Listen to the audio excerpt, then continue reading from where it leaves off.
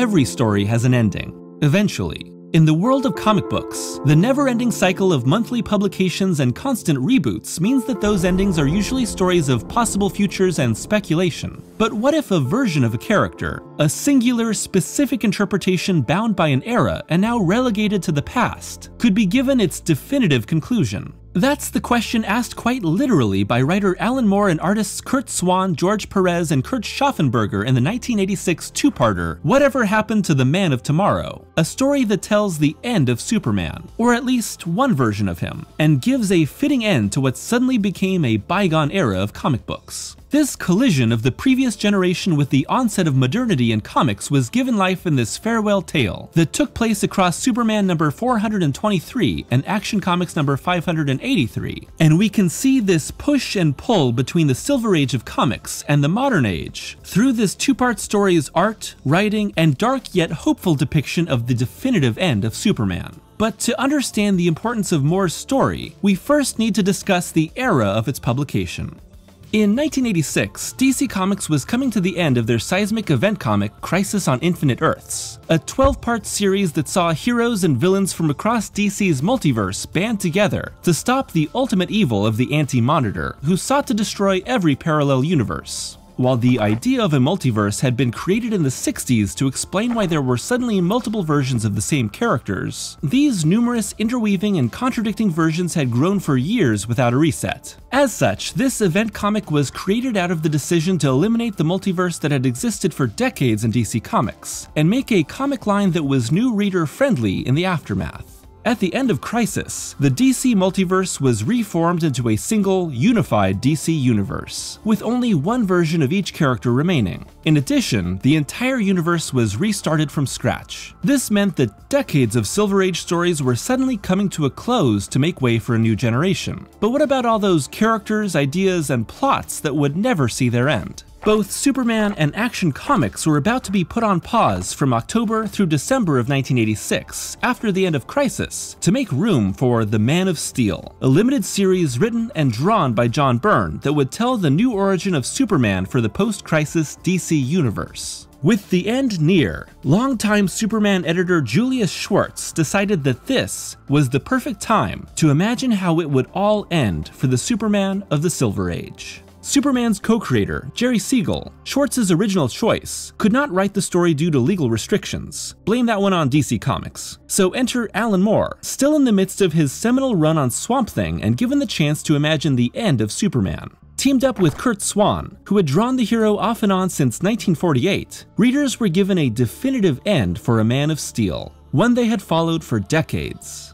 While Moore is often equated with modernism in comics and the deconstruction of heroism, this story is far from such tropes. Moore's story is a tribute to not just Superman, but the many characters and ideas that helped to define him during the era. Villains who would soon be modernized, the love triangle between Superman, Lois Lane, and Lana Lang, a host of silly superpowers for supporting characters, and years of history built up in the Fortress of Solitude. Whatever Happened gives these elements the chance to shine one last time before being swept away by modernity, both in the coming Man of Steel reboot and within this story itself. Julius Schwartz asked me to write his final issues of Superman and Action Comics. He wasn't asking me to revise the character. As I understood it, he was asking me to show what a great concept Superman already was, and how it really didn't need the revision that John Byrne would shortly be providing. Whatever Happened begins a decade in the future, set in the distant time of 1997 as a Daily Planet reporter interviews Lois Lane, now Lois Elliott, about the death of Superman upon its 10-year anniversary. The story is narrated by Lois as she explains the fateful events of several days when Superman's greatest foes independently attacked him. While enemies teaming up to take down a hero is nothing new in comics, these villains attack the Man of Steel and his loved ones with a deadly ferocity that contradicts the story's bygone era aesthetics. It's almost as if the sudden change in DC Comics has arrived within the comic universe itself. At the story's start, Moore lays out the stakes with an introduction that basically spoils the story to come, but reassures us that everything will be okay in the end. It also reminds us that the importance of comics, which are constantly being rebooted, reimagined, and retconned, lays with the reader in the end. This is an imaginary story. Aren't they all?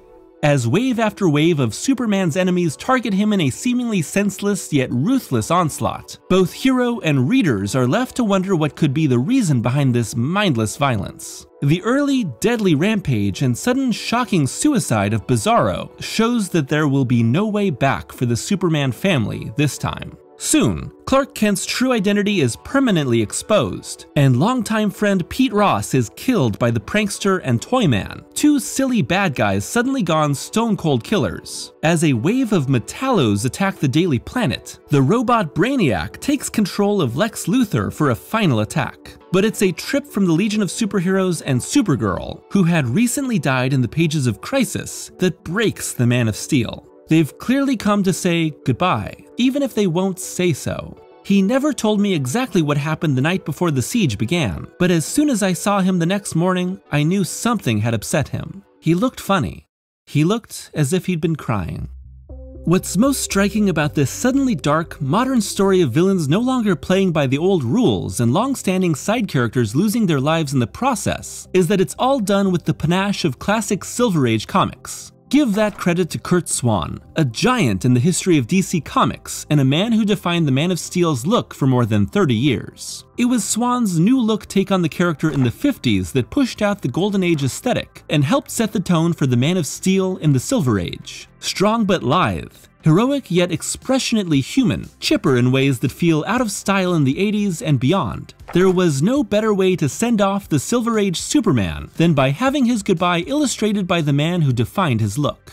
Regarding the late Swan, Moore later reflected, "I'd like to have asked him how much he identified with Superman, how much of himself he put in there. I feel that he probably did on some private level, that there was some sort of a moral strength that he aspired to, that he drew into those figures, something almost indefinable, but some essence of himself." 1986 is by no means still the Silver Age of comics. It's the year that saw the publication of Watchmen, The Dark Knight Returns, and Daredevil Born Again. This is the moment that comic books dove headfirst into a new, mature era, for better or worse. But looking at whatever happened, you'd be hard-pressed to tell. Swan's human characters are wrapped in garish outfits both when fighting villains or lounging at home. His clean lines and stiff poses feel like a bygone era, while still being a real treat to pore over. His symmetrical panel layouts turn askew into a mosaic design when the story reaches its most tragic moments. Alongside him, Gene D'Angelo's colors pop in all manner of Technicolor shades. But the modernity is found in the inks, or at least half of them. George Perez, comic superstar and the artist behind Crisis on Infinite Earths, inks the first half of the story, and his influence is obvious in the sharper facial features, detailed hairstyles, and darker shadows. But Kurt Schaffenberger, an old pro who had been working in comics since the late 50s, inks the second half, restoring a Silver Age glow to this farewell issue.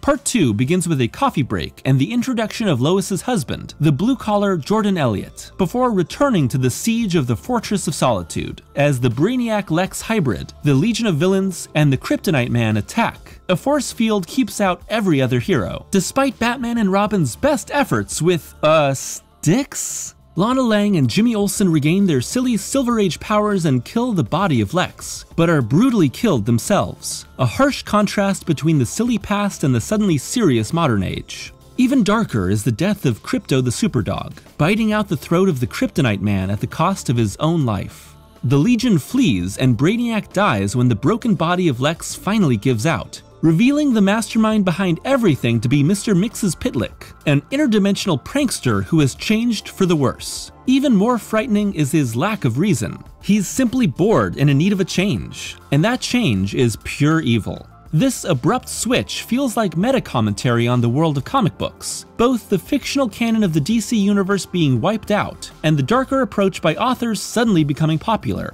No specific reason, just the times changing. The final clash ends with Mxyzptlk killed when ripped between being teleported to the Phantom Zone by Superman and being transported back to the 5th dimension. But Superman knew this would happen, breaking his greatest rule to stop ultimate evil.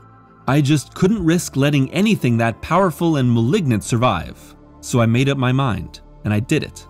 I broke my oath. I killed him. But you had to. You haven't done anything wrong. Yes, I have. Nobody has the right to kill. Not Mxyzptlk, not you, not Superman. Especially not Superman. As penance, he permanently removes his powers with gold kryptonite and wanders out into the Arctic. The Silver Age Superman has resisted the pull into modern gray morality, even when it cost him everything. But there's one last reveal, one that brings hope in the aftermath of tragedy. While Lois's story was true, the death of Superman was only partially true. The super died, but the man remained. Now living life as Jordan Elliott and happily married to Lois with a child of their own, a tribute to his own father, Jor-El. In the aftermath of tragedy, Moore, Schwartz, and Swan give Superman, the Superman they had either helped bring to life for years or grown up with as children, a happy ending through a simple life. No never-ending battle, no last heroic sacrifice, no tears shed on a casket. A happy life with his love and a growing family. And with a child's fist crushing coal into a diamond, we know that the future is still bright. Given the darker days of destruction and torment that would come for the new post-crisis Superman, this quiet, charming finale for a hero that has fought the good fight for decades is the type of benevolent goodbye that is rare in superhero comics. Whatever happened to the Man of Tomorrow wouldn't just be a farewell to the Superman of the Silver Age, but to many of the people who had brought his stories to life over the years. Schwartz was removed as the Superman line editor, and Swan would never draw another complete issue of Superman in the wake of DC Comics and writer-artist John Byrne rocketing Superman into the modern age with the Man of Steel. But for many, whatever happened would become one of the defining Superman stories, despite the countless reboots and reinterpretations that would replace it in the comic book canon over the decades. Balancing on a knife edge between Silver Age purity and modern age ruthlessness, it's a story that looks back into the past and into the soul of Superman, the essence of the Man of Tomorrow that has remained intact since his earliest days, and affirms his goodness and relevance even as the world changes around him. We wave goodbye to Superman and thank him for all the good he has brought into our lives for generations. Happy to see him content in a life like our own, and knowing that he will always be there for us when we need him the most. What's for dinner? Pizza? After that, if Jonathan's quiet, I thought maybe bed with a bottle of wine. And after that, I figure we just live happily ever after. Sound good to you? Lois, my love? What do you think?